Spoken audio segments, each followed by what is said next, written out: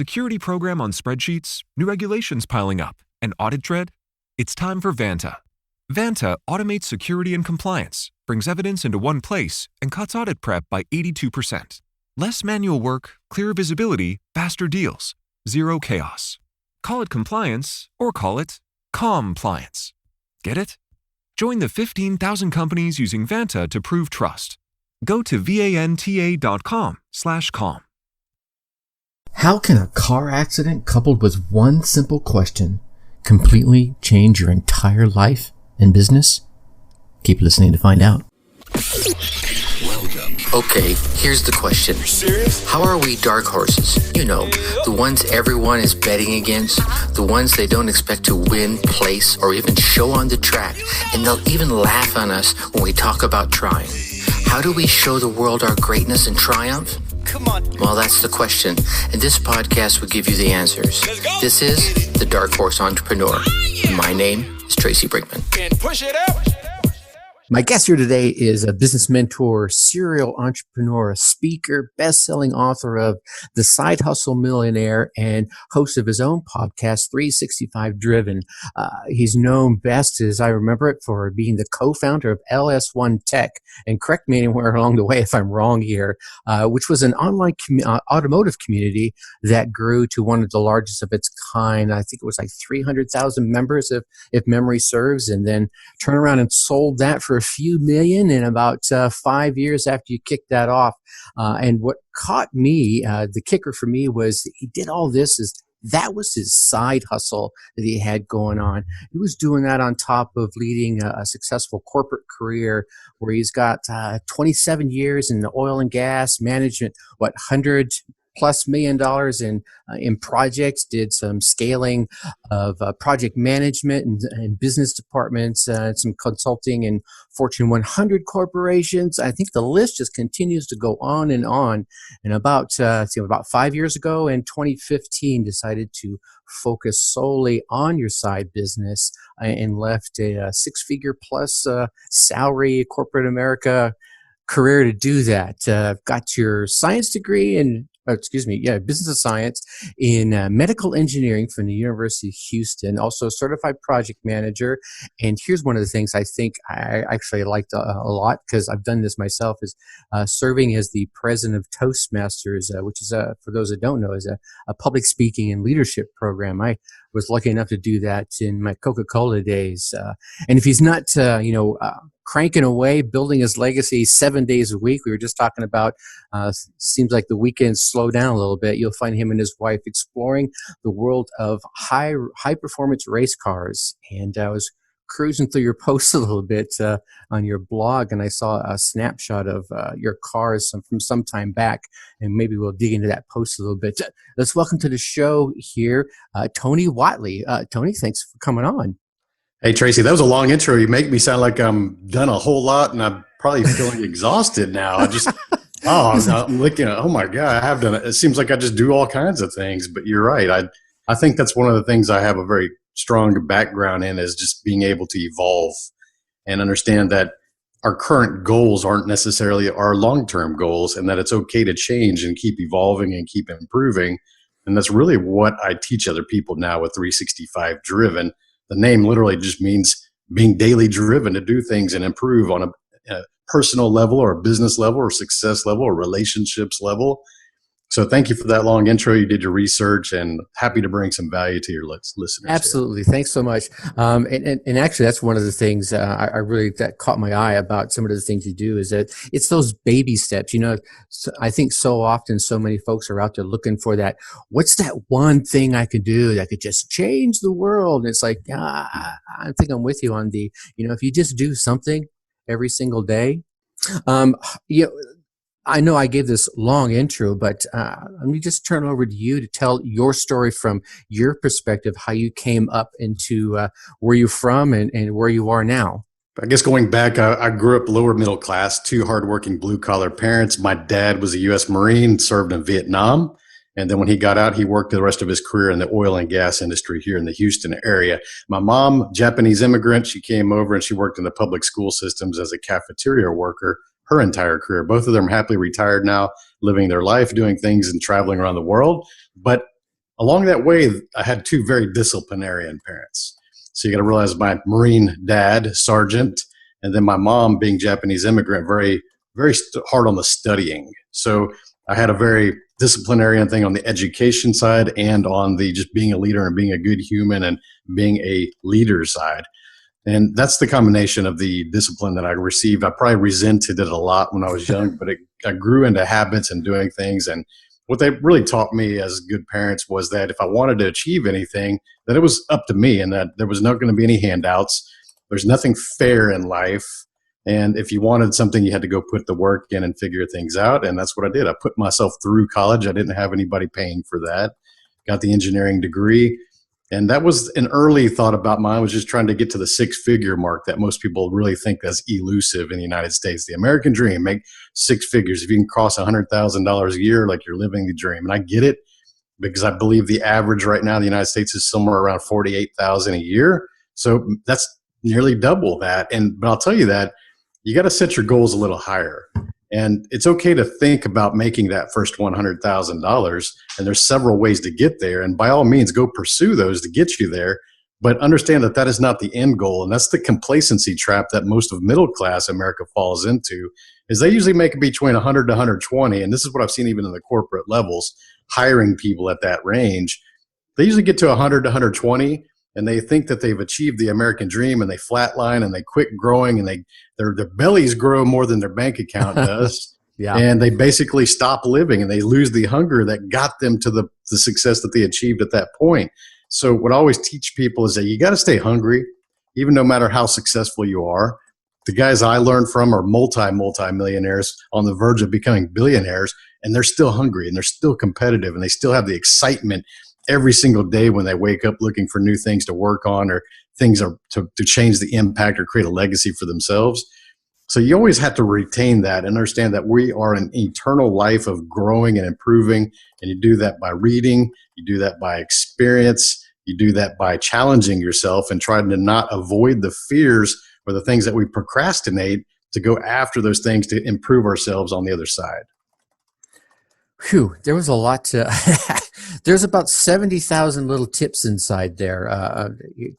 And if I ever want to sit down and just unpacking them, it's just, I heard being a leader and being a good human, right? You learned from your mom and dad, the disciplinary factors about building habits. My father was a 23-year Army guy. I know we had a number of friends from different, arenas, all four of the service lines, and they would always tease each other. But man, don't start knocking any of the services, because they'll start ganging up on you together. That was a big thing. No handouts. Life isn't fair. One of the things that stuck while you were talking was about don't lose your hunger. Stay hungry to keep your belly going slower than your bank account. What is it you're doing these days to stay hungry and keep that fire burning? I think true success does not come based on a financial windfall that's in your bank account, or the size of your portfolio, or the list of assets that you own. I've made the money. I've made millions of dollars building companies, selling companies, helped other people become millionaires themselves.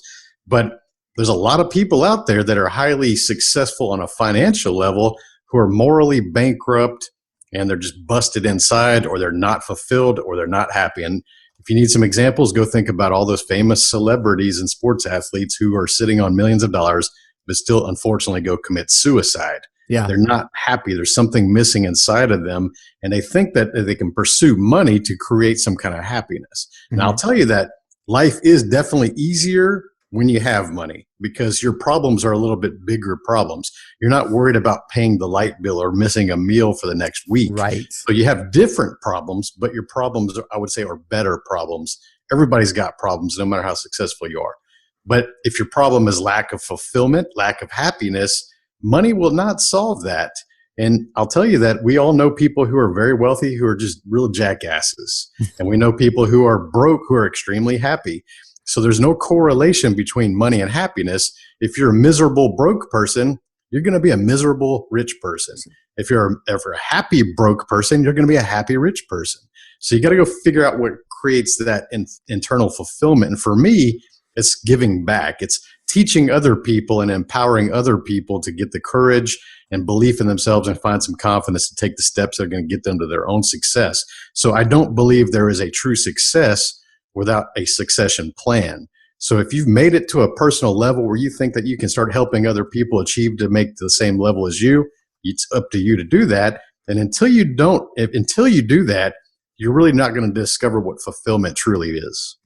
Yeah, I don't disagree with you at all there. I was, it was funny as you mentioned if you're an unhappy poor person, you'll be an unhappy rich person. One of the things I had in here originally to ask you was, your problems go away, and you already answered that. They don't. I think it was many, many moons ago I read or heard at one of the Anthony Robbins performances he does with those arena full of people. It was down in Atlanta.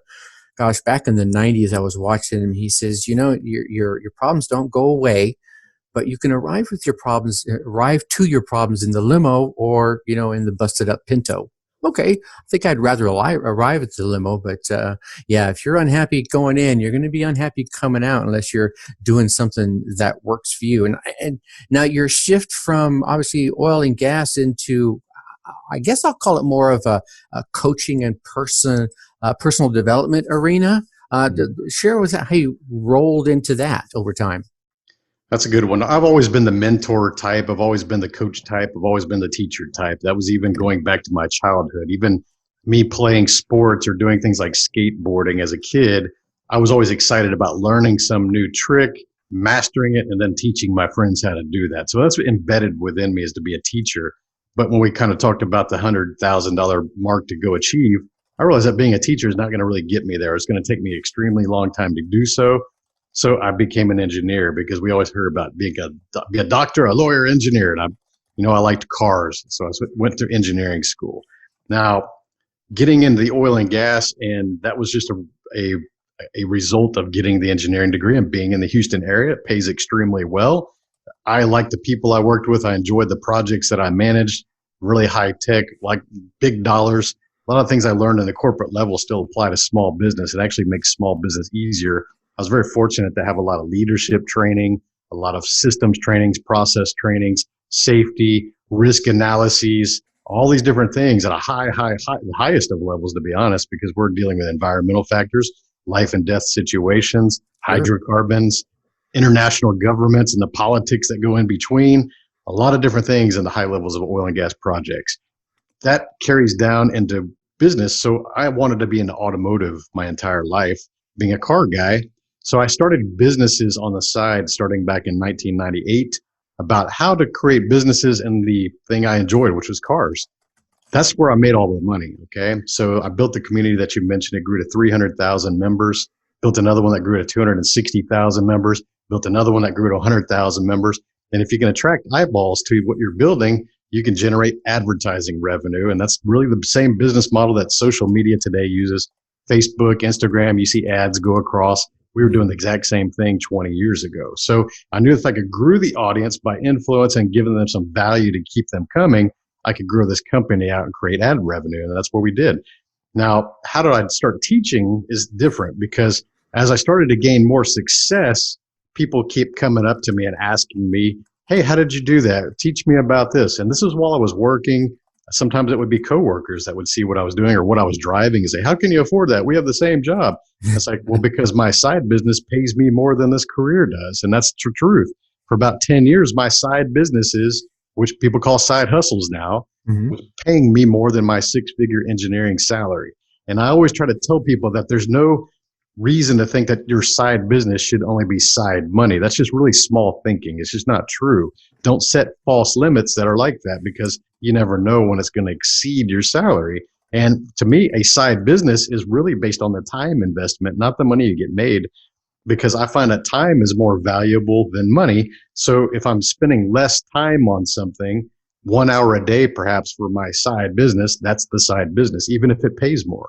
Now, if you're spending something 40 hours a week at a job, that's taking more of your time, which is more valuable. So that is your full-time business or your full-time job. So understanding differentiation is not related to money. It's based on time. And so people were learning these things. I've helped 12 other people build multiple 7-figure companies, made some of my own friends millionaires. People that used to work for me at those other companies have become millionaires, launched their own businesses within the thing that I built. And I started to help other people. They're like, man, you should be teaching this. You should be teaching this. And Tracy, to be honest, I didn't need to put myself on camera because I was scared to put myself on camera. I didn't need to go stand on a stage because I had stage fright, and I could just avoid that entire situation and still have a very comfortable life, still have a job, still have a company, still have a family, all these excuses that were really convenient for me to hide from actually doing what I should be doing. And then I was in a major car accident in 2015 while I was racing, and that shifted my entire mindset around. I wasn't doing enough. Because once anybody goes through that mortality exercises and really start to think about, if you were to die today, what would you be remembered like? And you start to think about that. And for me, it would have been, Tony was a nice guy, had a bunch of cool cars, gone too soon.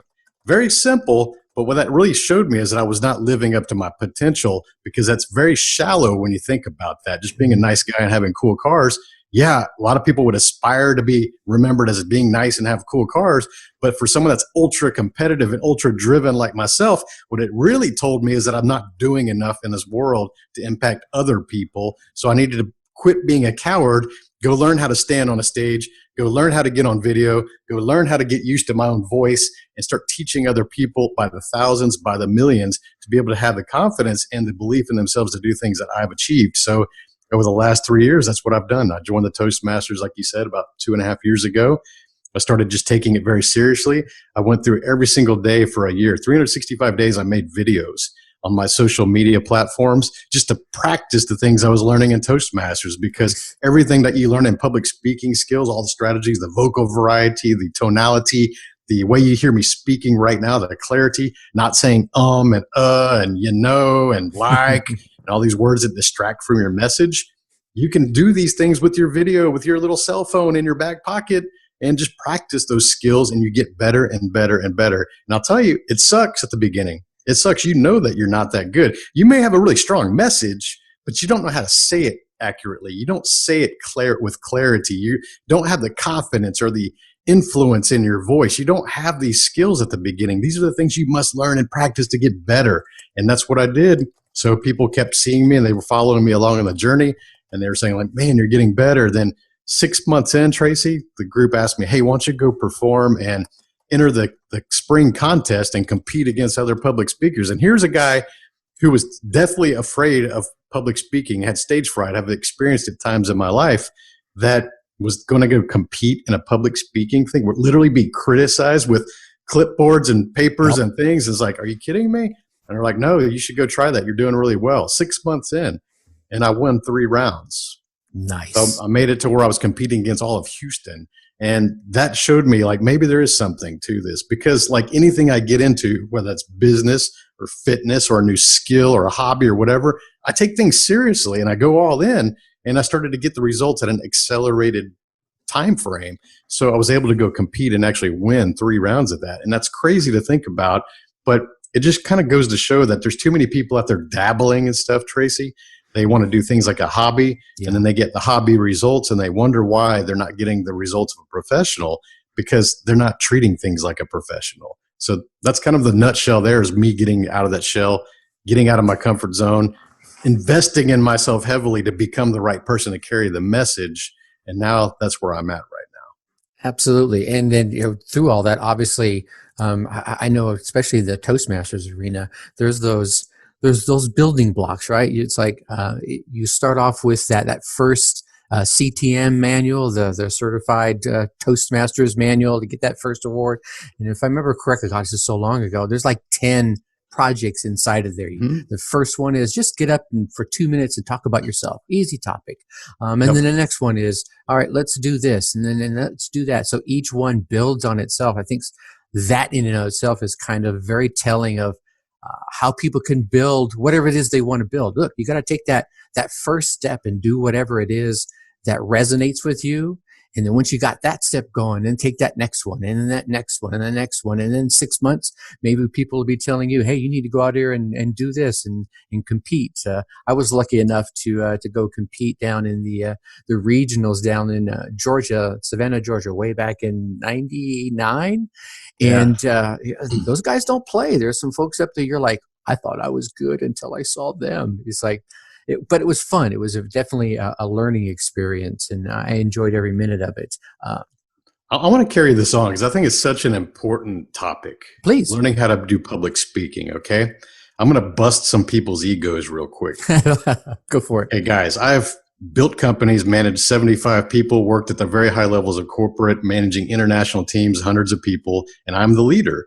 And I always thought to myself, I got this. I'm really good at public speaking. I don't need to go train at that because I'm the boss and I've got companies and I've got people that report to me and I can give a hell of a slideshow presentation because I've got a captive audience. Right. When you think about that, you think that you got public skills because you have the occasional courage to stand in front of people. And that's what most people think is public speaking, just having the courage to stand in front of people. That is not even close to what public speaking is. You as a fellow Toastmaster, you realize, understand that speaking and being influential and using your voice properly to get your message across and being a leader on top of that is far more than just the confidence to do so. So if you go to the speaking events that we see that pop up once in a while, you can see who's invested in themselves as a public speaker and the ones who just think that they have the confidence, therefore they deserve or feel entitled to a place on stage. Agreed. Because the ones who have not trained will get up on stage and they'll say things like, and you know, guys, and I was doing this, like, you know, and you can count the ums, and it starts to distract from the message, and you realize this person has not had a single minute of training in public speaking. Therefore, they do not respect themselves or the audience that they're standing in front of. So if that is you, I want you to go pay attention to that and go learn. I wish I would have joined Toastmasters at age 18 instead of 45 when I joined, because I realized that the value of public speaking and having that ability and the confidence would have served me my entire life. And as much success as I had already seen, it would have been amplified just by having the confidence to be able to get out there in front of people and learn how to speak with influence and energy and emotion and conviction and use the right tactics to be able to create that influence or persuasion. So these are incredible tactics that you must learn, whether you're speaking one-on-one to somebody like this podcast, or standing on a stage, or being on TV, or being on the radio, or just speaking to your people that are on your team that report to you. It is a powerful, powerful way of effective communication. It's something you must learn. It's not just being the occasional courage to stand there. So that's you. Get out there and go stand in front of some people, get some lessons. Amen to that. And I think one of the cool things about that particular program, and I've been to that one mostly, and I know there's others out there, is that it doesn't always just focus on the single fact of standing in front of a group of 1 or 100 people. I know when you're in we'll speak to Toastmasters because that's what we have the experience in. When you're in the meeting, you're given these little assignments of, okay, it's your job today to critique that person that's going to be given the speech. So now you're learning listening skills on top of that. Absolutely. And gosh, and you mentioned it specifically. It's not just about the speaking of the words. It's saying them right. It's saying them with conviction. It's saying with the tonality and the pace or the speed at which you want to get your listener influenced. Well, on the other side of that is you need to be able to listen to someone's message, interpret it, and then critique it. So now you're learning a whole nother set of skills. Or if you're in the front, you're the Toastmaster, you're running the meeting now. So now you're learning another set of skills. And then you can go into and become a part of the organization and be the person in charge of the education, or the president as a role I know you've served, or you go on to be an area governor. So now you're working with multiple groups of different It's a phenomenal organization, and everything you can learn from just being there, it's phenomenal. I'm with you there. I can't say enough about that organization or anyone that's out there who want to go out and learn to communicate. You're going to benefit in so many ways, and I wish I would have known about it like you back in the high school days. It would have sped up my path. Right? Just confidence alone, it will change your life. Amen to that. I remember my very first speech, and I'm one of those guys. I was lucky enough because, as I mentioned before, my dad I grew up in the service. My father we moved, every 2 or 3 years, as you can relate to, and so coming up as a kid and that being the Army brat, I developed a little bit of a sense of humor as my connection to anybody I was meeting for the first time. And so getting in front of people didn't bother me at all. I could do that. So when I got to my first meeting for Toastmasters, I'm like, man, I'm going to smoke this. This is no problem. And I gave my 2 or 3 minute speech, and you get these little pieces of paper back from everyone in the audience, and it's their little critiques. Here's 2 things you did great, and here's one room for opportunity. And about 70% of them said one thing: slow down your speech. Ooh, yeah. And, I was like, coming out of it, I sat down in my chair, my heart was still beating, and I was thinking to myself, I'm going to read through these as soon as I wanted to pay attention to everyone else. I wanted to read them right away. But after the meeting, I was flipping through them, and I was like, I don't think I spoke that fast. Well, I was lucky enough, and I had it recorded. So when I got home that night and rewound and watched the videotape, I was probably talking about this fast. Dude, that's awesome. The awareness, it was just awareness. Yeah, I actually do that before I take a stage. I know that the fear or the anxiety or the performance anxiety creates us to want to get in fast, and you just get ahead of yourself and you start stumbling on your words. Yeah. But when you know that, because you've had the awareness, because you've had those love notes, exactly, people have told you, you go, oh man, I need to, when I take the stage, I need to make sure that the first 15 seconds I pace myself. That way I go into the rhythm sooner instead of the nervous energy. And most people do lack that. And that's another thing. I can go see people who are, call themselves professional speakers, and they get on the stage and they basically do exactly what you said. And they're kind of like falling apart and stumbling over their words. And sometimes they just mispronounce things. It's like, wow, you've never trained, have you? And it blows my mind how many people just rely on courage alone to think that they have public speaking skills. And that's, one of the things for dudes is the main thing that men have a problem with is speaking very monotone and mono volume and mono speed. So if Tracy and I had not had any training in speaking right now, our conversation would be really boring because I would be speaking like this and Tracy would be speaking like really fast, like he said we don't know that because he's nervous, but and it would just be like one speed, one volume, one pitch, and it would have been like super boring monotone. Yeah. Yeah, we don't want none of that. We don't want any of that. How about that? None of that. We don't want none of that. I'm going to loop this back around for my dark horse entrepreneurs, which is most of the audience is entrepreneurs that are looking to start, restart, kickstart, or just some of them are even already making cashing some checks, as they say on the street, but they're looking to up their level. If you had to start over today, all right, you still have your knowledge, but you don't have any of your connections or the current cash that you have, what would be the first thing you'd do? I always like online businesses. I gravitate towards online businesses, and that was actually a mental block that I had to get out of earlier in my entrepreneurial journey. Because when you grow up without money, you hear things that it takes money to make money, and you think that people need to have money to start a business. And when you're young, in our generations, Tracy, we thought that a business owner meant that you had to go set up a brick and mortar shop on Main Street and put your last name on the window. Right. That was a business owner.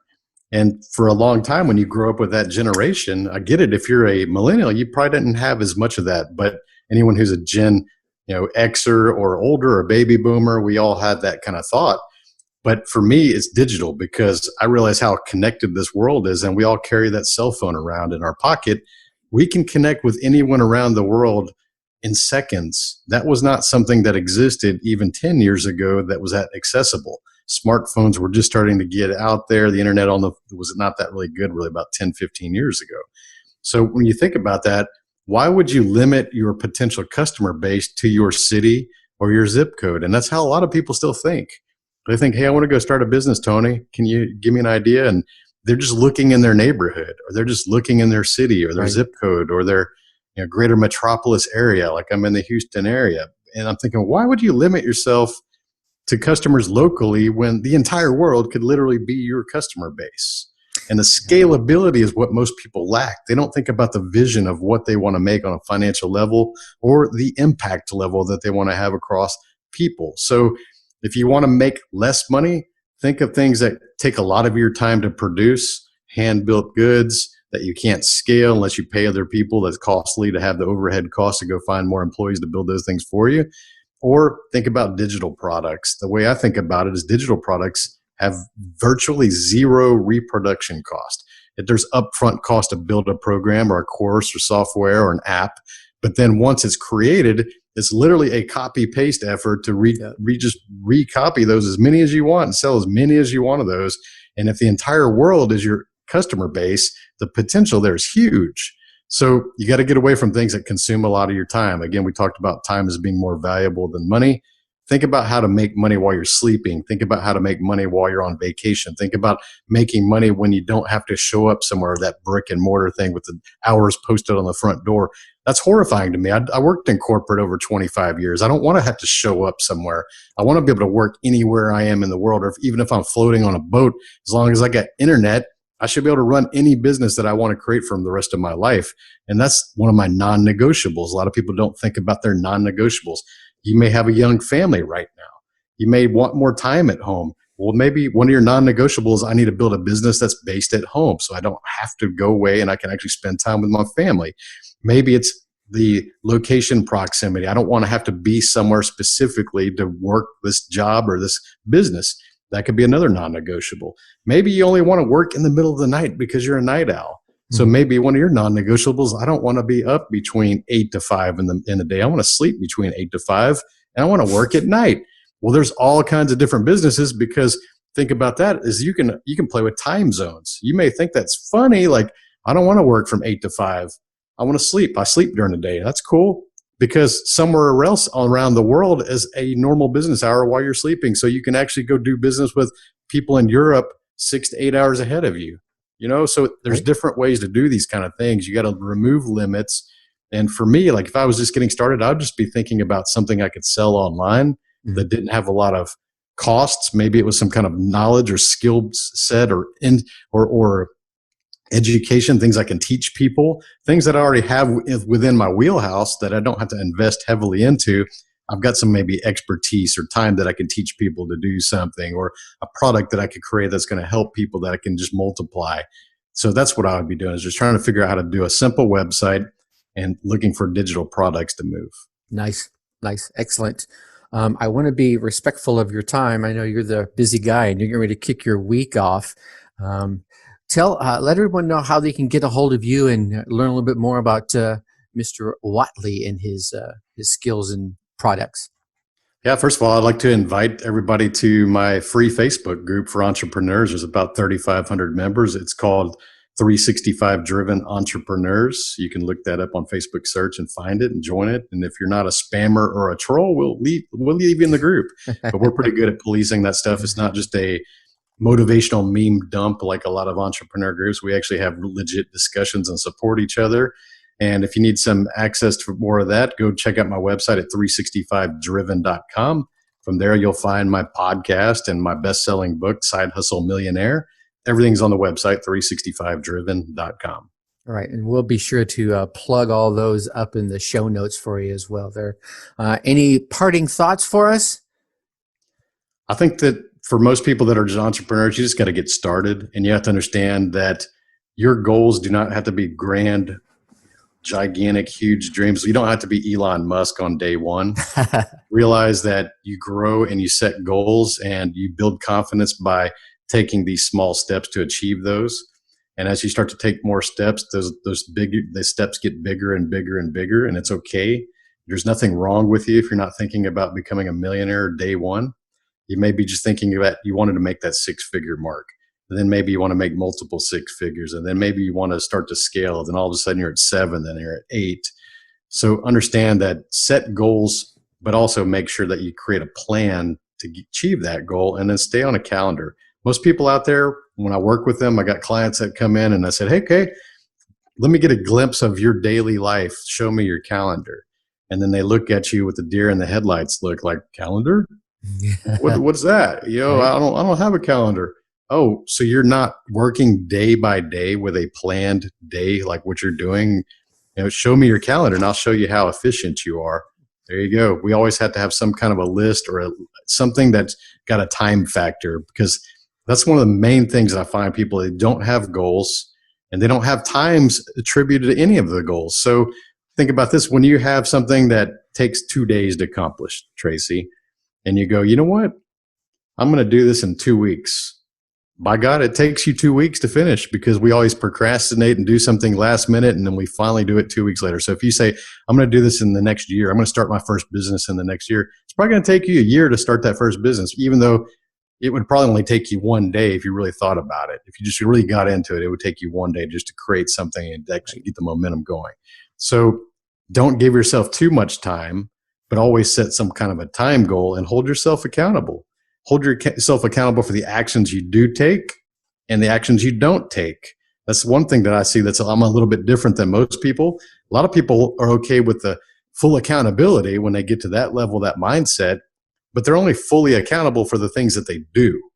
If I do something and I fail, okay, I'm accountable. Big deal. I get that. We all should say that. Most people don't hold themselves accountable for the things they don't do. They're inaction. And that's the deciding point is, okay, if I didn't go to the gym today, they're like, oh, yeah, I'll just go tomorrow.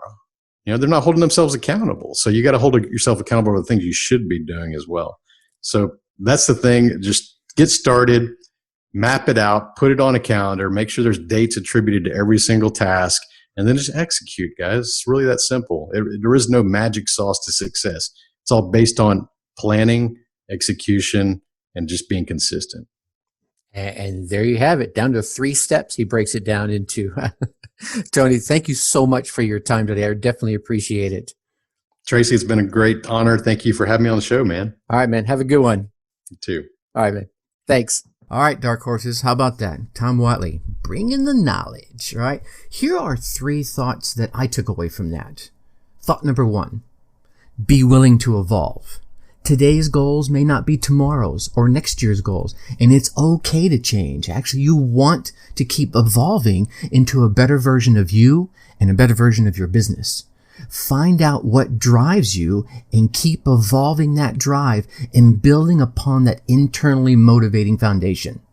Evolve out of your comfort zone. Tony used Toastmasters in his example to improve his on-camera message. He stepped out of his comfort zone and evolved himself and his message to the point they actually came to him and said, you need to go compete with a skill that he was afraid to use only 6 months prior. See, when you evolve, you need to go all in. Remember that? He said, go all in. That's how you're going to get results at a much higher rate. Stop being a little koi fish and nibbling around the edges. You got to go all in to truly evolve. Set goals and remember to calendarize them. Hold yourself accountable, not only for the things that you have done, did do, whether they failed or not, but for the things you're not doing as well. Thought number 2, if you want to achieve anything, yep, it's up to you. There are no handouts. But you're going to need to set your goals a little higher so you can avoid that complacency trap he mentioned, right? Avoid letting your belly grow faster than your bank account. I would even go so far as to say avoid letting your belly grow faster than your mind by keep challenging yourself. And in those self-challenging moments, don't set false ceilings, right? If you think you can hit 100K, then set a goal for 200. And I'm just throwing that out randomly, because if you don't reach 200 and you actually reach 100, you're still going to be happy, right? What happens if you actually hit that 200? Imagine the confidence and the fulfillment and the rewards that will come along with that. Thought number 3, true success isn't based on your bank account. Now, don't get me wrong. I've had money and I haven't had money, and life is much easier when you do have it. Like Zig Ziglar says, money isn't as important as oxygen, but it's right up there with it, right? If you're unfulfilled, having cash isn't going to change how fulfilled you feel. What creates that internal passion and drive inside of you? I would urge you to push your hustling or your side hustle in that direction. See, you can turn your side hustle into a primary stream of income, but the key here is to build something that you are passionate about, that will bring in those rewards of fulfillment, happiness, and of course, cash. And remember to help others along the way. That really doubles the fulfillment in my personal perspective.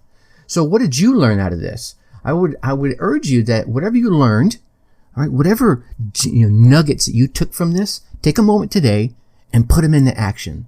And let me know what lessons that you took from today's episode and what results you start seeing by putting them into action. And you can do that by emailing me at tracy@darkhorseschooling.com. I want to hear about that. I'm actually planning on building a reward system for this. We're going to start drawing names from people that say, hey, I learned this and I put it into action and here's what I saw. And when we start drawing those names, we're going to build this cool little prize pool. So again, what'd you learn? What did you do to put it into action? And what results did you get? Email me at tracy@darkhorseschooling.com. Until then, I'm going to leave you as I always will. Think successfully. Take action. Peace. Thank you for listening to the Dark Horse Entrepreneur Podcast. And you know this! Thanks for tuning in. Check us out at www.darkhorseschooling.com. All right. My name is Tracy Brinkman.